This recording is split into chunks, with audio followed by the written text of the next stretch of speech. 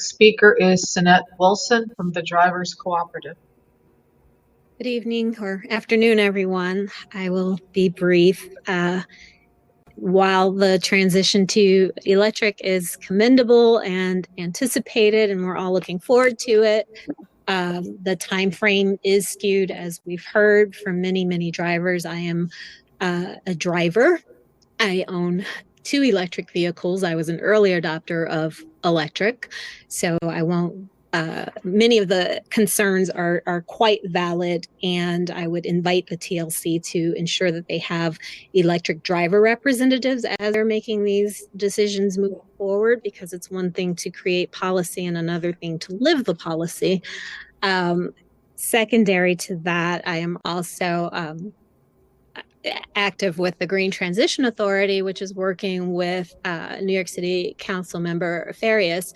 And we've submitted a bill which has gotten traction at the state level, which comprises a public-private solution to some of these issues that have been raised. So the city and the TLC should make sure they are reaching across to all interested parties, and we're not duplicating the wheel and squandering resources. We're spreading our resources thin.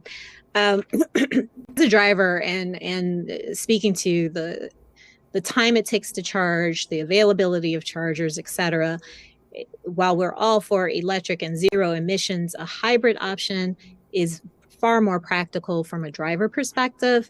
It allows the driver to get the mileage that they need, and with the cost of gas, they are way more likely to fill up electrically and only sparingly utilize their tanks. From every hybrid owner I've talked to, this seems to be the case, where they're getting 500 miles of range versus an EV where most drivers are topping out at about 250 miles, which doesn't take you through a full 8-hour shift.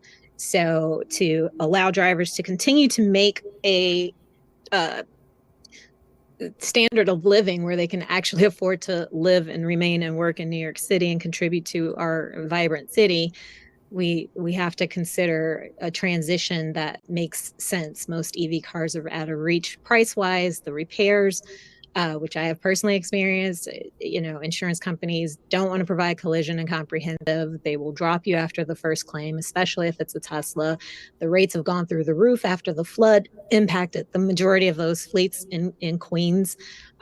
Costs are just sky high and unsustainable for the average driver.